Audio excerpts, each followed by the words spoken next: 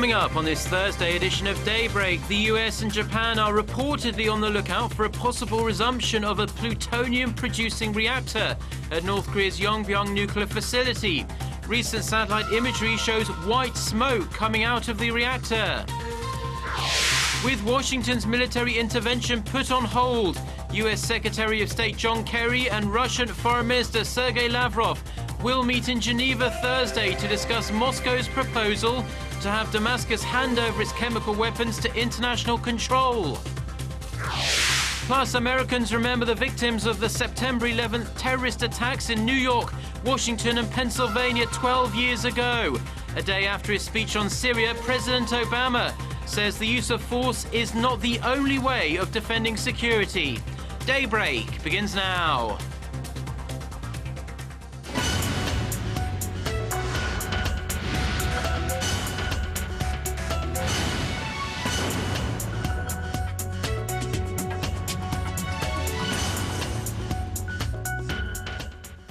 You're watching Daybreak on Thursday, September 12th, and I'm Choi Yusan here in Seoul. The two Koreas seem to be back on a path of improving relations, but it may be too early to expect progress on North Korea's denuclearization. Pyongyang may have restarted a reactor at its Yongbyon nuclear facility, which is believed to have once produced weapons-grade plutonium. Diplomatic sources say a satellite image from late August shows white smoke coming out of a chimney of the reactor. The white smoke is thought to be steam from the heat of the reactor, but it's still unclear whether the North has already started the reactor on full power or is carrying out test runs. The reactor had been shut down under a six-party agreement in 2007. If the reactor has indeed resumed operations, then North Korea would be able to produce an extra 6 kilograms of plutonium a year, an amount sufficient to make a nuclear bomb. Here in the South, in line with the government's efforts to boost employment, the country's job creation is picking up speed. The latest number shows employment grew the most in 11 months. Our Hwang Jie reports on the welcome news from Korea's labor front. Hopes are growing that labor market conditions in Korea are picking up as the number of new jobs accelerated last month. Statistics Korea said Wednesday that the number of employed people stood at around 25 million in August, up more than 400,000 from the same period a year earlier. On-year job creation for August posted its largest jump in 11 months. The employment rate of those aged between 15 and 64 rose 0.3 percentage points to 64.6% in August, a healthy number but still well under the Park Geun-hye administration's target of 70%. The agency said the rise in the number of salaried workers and the number of self-employed declining at a slower pace helped boost job creation to over 400,000. By age, however, the number of employed people in their 20s dropped by 36,000, with the employment rate of that age bracket falling more than 1 percentage point to 56.6%. The number of employed people in their 30s also dropped by 23,000. By sector, the Health and Social Welfare Service added the most jobs at over 175,000 in August from a year earlier. The hospitality and dining business also added 96,000 more jobs. The data comes as the nation's economy is showing signs of recovery from its prolonged downturn. The Korean economy grew 1.1% in the second quarter of this year from the previous quarter, rising above 1% for the first time in more than 2 years. Hwang Jie, Arirang News. On the country's trade front, export prices dropped for the second month in a row in August on a lower won-to-dollar exchange rate, while import prices rose on higher oil prices. The Bank of Korea said Wednesday that export prices fell by 0.7% in August from the previous month, mostly due to the exchange rate, which fell by 0.9% over the same period.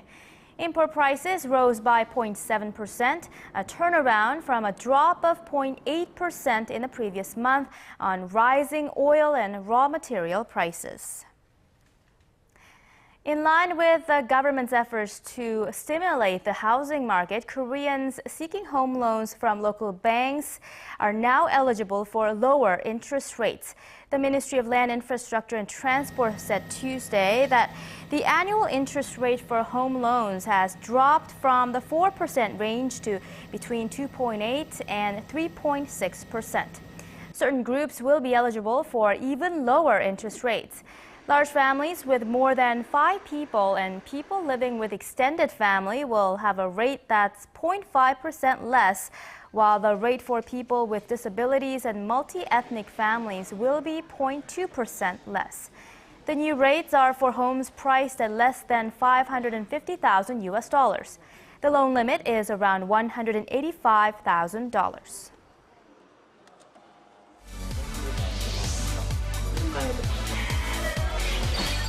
If you want the latest news from Korea and around the world. Return to the negotiation. President Park Geun-hye plans, given the current circumstances. On your way to work or at home. Defense Ministry. The legislature will convene a. Tune into Daybreak on Arirang TV. Prime Minister Shinzo Abe said Tuesday that U.S. Secretary of State John Kerry will meet with Russia's Foreign Minister Sergey Lavrov in Geneva Thursday to discuss Moscow's plan to place chemical weapons in Syria under international control. A State Department official says Kerry and Lavrov spoke by telephone on Wednesday ahead of Thursday's face-to-face meeting that will not involve the UN. Russian media reported Wednesday that the Russian government has handed over to the U.S. its plans for making Syria's chemical weapons safe. The State Department has also confirmed that Kerry would meet UN Arab League Special Envoy on Syria, Lakhdar Brahimi, during his stay in Geneva. In one of his most high-profile speeches, U.S. President Barack Obama has tried to convince a skeptical nation that military action against Syria may be required. Though he has also welcomed Moscow's move for a diplomatic solution, he stressed the military option remains on the table. Kim Ji-yeon has more. President Obama made a televised address late Tuesday evening local time to explain his decision to respond to Syria's alleged use of chemical weapons with targeted airstrikes. Obama said his administration knows the Bashar al-Assad regime was responsible for the chemical weapons attack and described it as a clear crime against humanity. When dictators commit atrocities, they depend upon the world to look the other way until those horrifying pictures fade from memory. But these things happened. The facts cannot be denied. Obama added that a failure to act would threaten the security of the U.S. and its allies, and added that the question now is what the U.S. and the international community is prepared to do about the violations. If we fail to act, the Assad regime will see no reason to stop using chemical weapons. As the ban against these weapons erodes, other tyrants will have no reason to think twice about acquiring poison gas and using them. Obama also explained why the military response would be limited and would not result in another war in the region. He reiterated that surgical strikes on Syria would send a clear message to deter the Assad regime from using chemical weapons again. Let me make something clear. The United States military doesn't do pinpricks. Even a limited strike will send a message to Assad that no other nation can deliver. But a targeted strike can make Assad, or any other dictator, think twice before using chemical weapons. Obama welcomed the Russian initiative as an alternative to military action and added that he asked congressional leaders to postpone a vote to authorize the use of force for the diplomatic path. However, the president did say the military option is on the ready if the deal fails, adding that the Assad regime needs to verify that it will keep its commitments. Kim Ji-yeon, Arirang News. President Obama has marked the 12th anniversary of the September 11th terror attacks with a moment of silence at the White House. Wednesday was a day of remembrance for Americans, with President Obama paying special tribute to nearly 3,000 people who lost their lives at the World Trade Center, the Pentagon, and Pennsylvania on that fateful day. Speaking to a crowd of dignitaries and families of the 9/11 attack victims, President Obama said the use of force is not the only way of defending security. The president later visited the Pentagon and paid tribute to the 4 Americans, including the U.S. ambassador in Libya, who were killed in an Islamist militant attack on the U.S. diplomatic facility in Benghazi last year.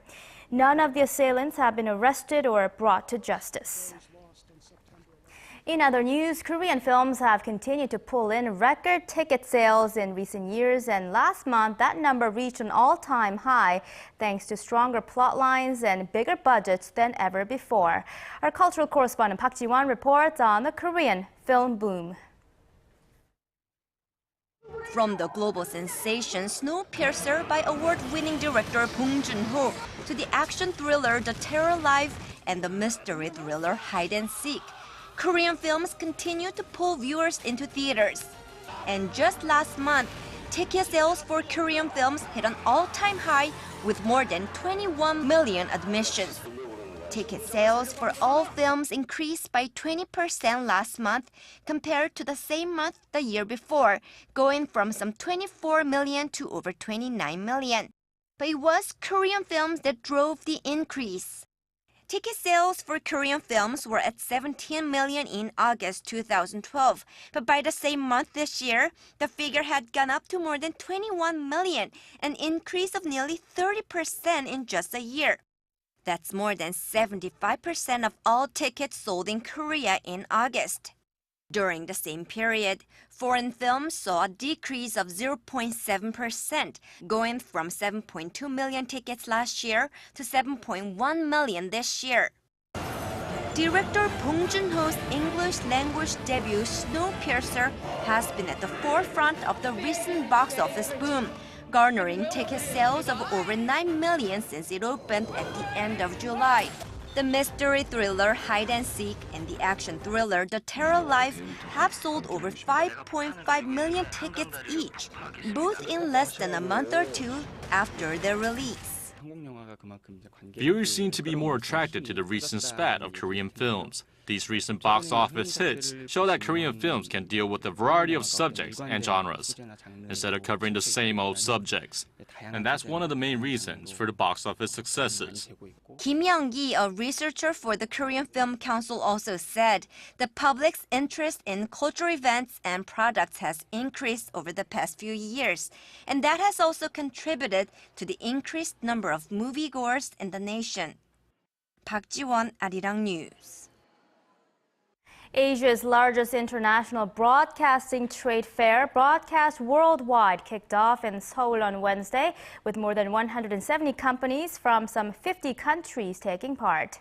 BCWW 2013 welcomes major broadcasters from around the world, including the BBC, NHK, and CCTV. The Broadcasting Trade Fair has been held every year in Seoul since 2001. This year's event, featuring interactive conferences and networking sessions, runs through this Friday at the COEX Convention Center in southern Seoul. The 2013 World Traditional Medicine Fair and Festival kicked off this past week in Korea's South Gyeongsang Province. More than 1.7 million visitors are expected at this year's festival that explores the world of traditional medicine and its history here in Korea. Our Paul Yi shows us around. Here in this beautiful mountain valley, surrounded by a natural clear stream, lies one of the most spiritual places in Korea. This village in Sancheong County near Mount Chirisan has transformed into a global mecca for traditional Oriental medicine, as it's currently hosting the World Traditional Medicine Fair and Festival. Co-organized by the Ministry of Health and Welfare, the international festival kicked off on September 6 under the theme of Traditional Medicine, Greater Treasure for the Future. Spanning 1,600 square meters, the fair venues feature traditional medicine exhibits from 20 countries. The wide range of hands-on activities and experience programs hope to promote traditional medicine by melting away stress and recharging the spirit. This year's fair is quite special as it celebrates the 400th anniversary of the publication of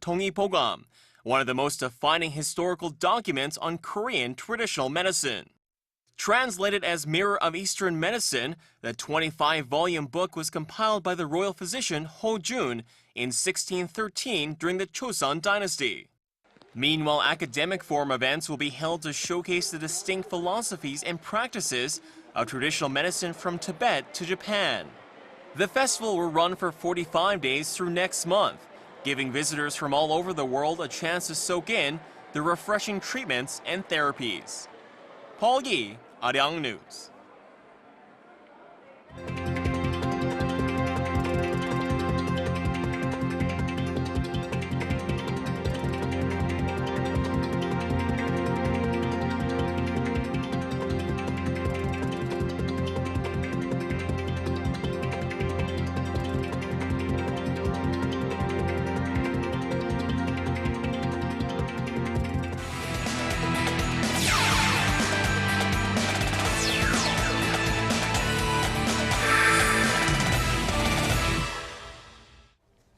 And a good Thursday morning to you all. Now, a rather rainy few days we've been having here in the nation as the Tucson Bears and the LG Twins were rained out for the second straight night, leaving the league with just 3 games on Wednesday night. Now, the Lotte Giants were able to shut out the NC Dinos last night 2-0.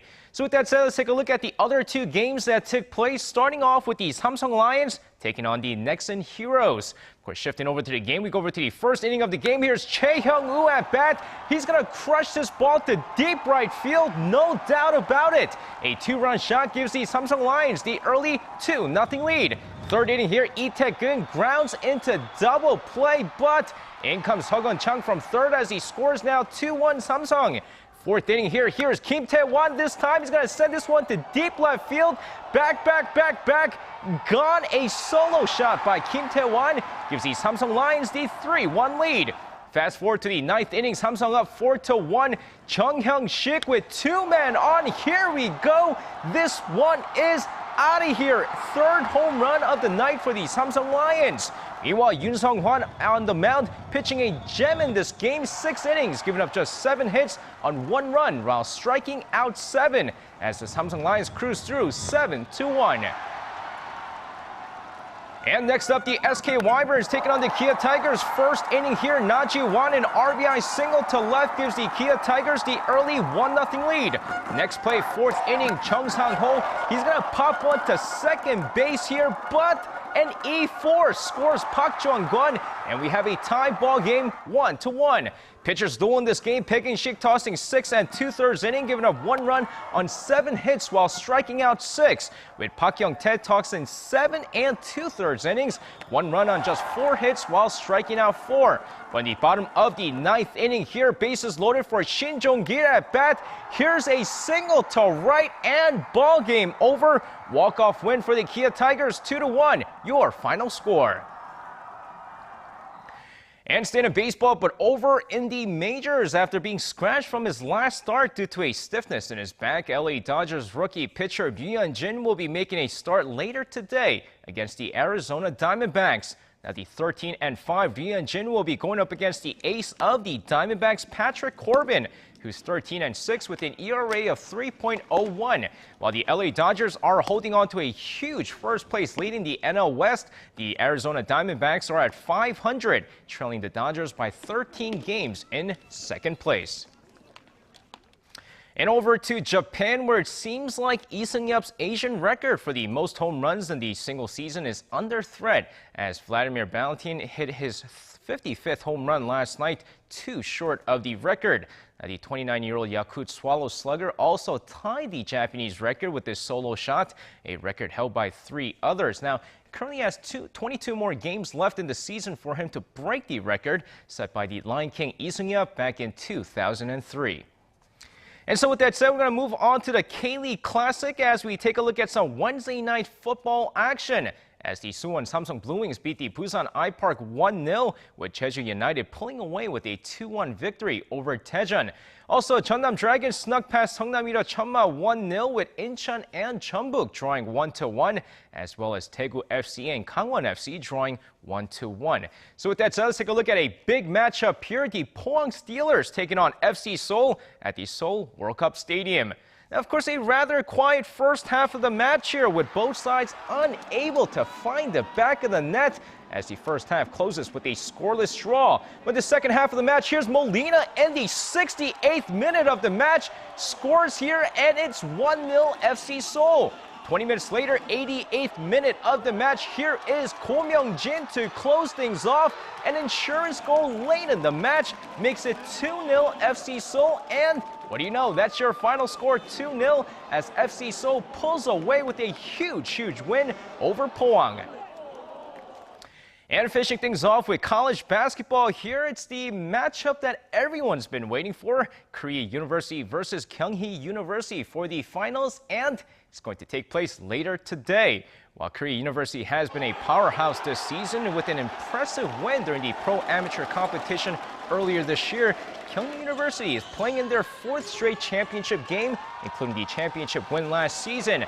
Now, both schools boast some of the biggest names in college basketball, and it's anybody's game, as the two schools are set to face off later today at 2 p.m. And with that said, that's going to wrap it up for me. This has been SJ. Have a great rest of the day, and see you guys again for your sports needs.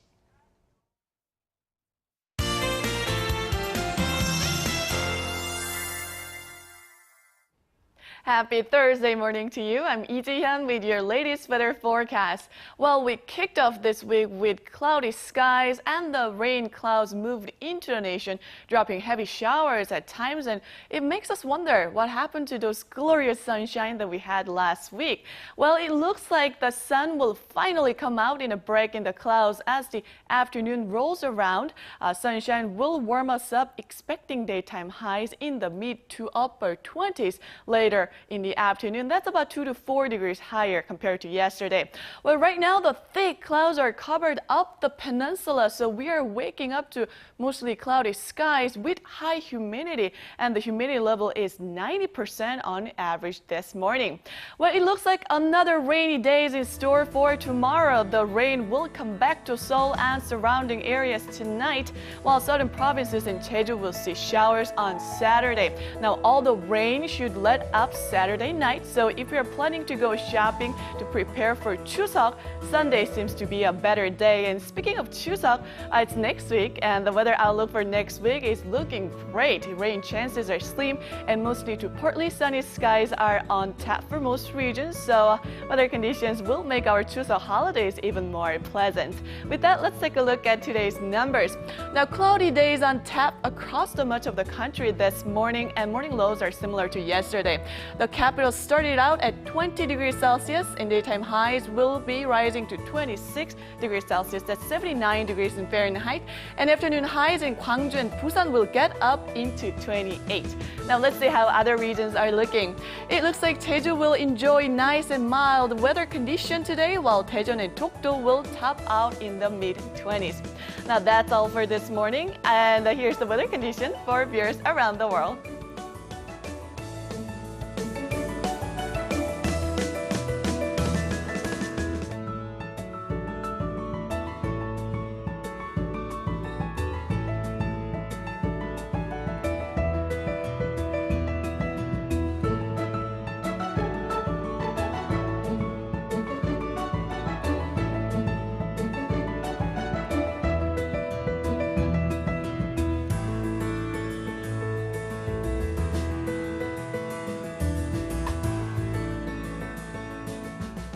Enjoy your morning commute and have a wonderful Thursday.